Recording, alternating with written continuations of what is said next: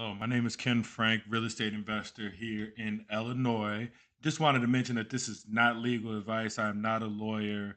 Do not listen to me as far as anything when it comes to legal or follow any of my legal advice. This is just something I've done personally. Just wanted to share the experience with you.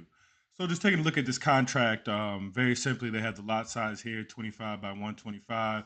You got the address here in Chicago, purchase price. This is important as well as the earnest money. So right here, we're putting down 2,000, and we need to get it to them by 2 days to whoever's holding escrow. Um, Here's with fixtures and personal property. From my experience working with real estate agents, they kind of just check whatever is the quickest at the time, and then a lot of these items are rechecked during attorney review. But if you do want to be careful, make sure that your agent checks everything that you want to make sure that you have in ownership of the property in this section as well. Let's just keep going. Closing date is November the 15th. Um, just saying that the seller will give possession on that date. Mortgage contingency. So for this one, it says a FHA loan, and if you're unable to get the loan, then this contract is able to be declined or whatever the official word is, dropped or whatever. Um, so make sure that you understand that, and that's very different from having it under as cash here.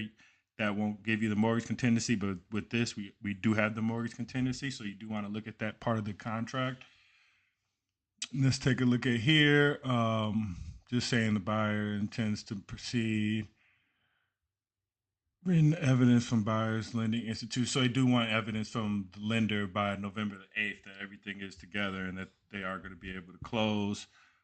This some of the disclosures that are required may or may not be in your state. I'm not 100% sure. You'd have to take a look at that. Attorney review, they give you 5 days for attorneys to go back and forth and kind of make sure the contracts are in line and that all parties are willing and able and wanting to move forward.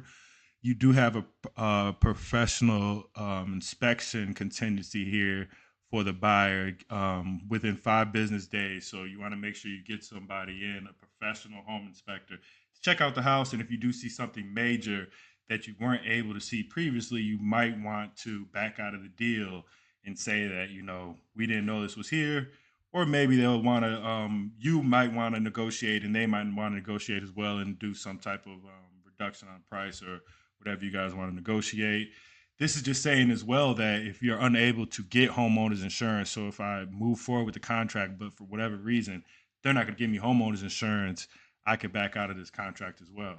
So that's some of the bigger things you want to look at is some of the ways you could get in the contract and get out of the contract and make sure that you're protected and your $2,000 earnest money is protected as well. This is some of a lot of stuff I don't look at. Just talking about deed title, attorney's going to take care of a lot of this stuff here. I don't know if there is a lot of other stuff we need to review as far as somebody that's buying or a real estate investor. But as you've seen there, that is mainly what we have as far as the contingencies and the ways to get out of the contract and the big parts of the contract that's important.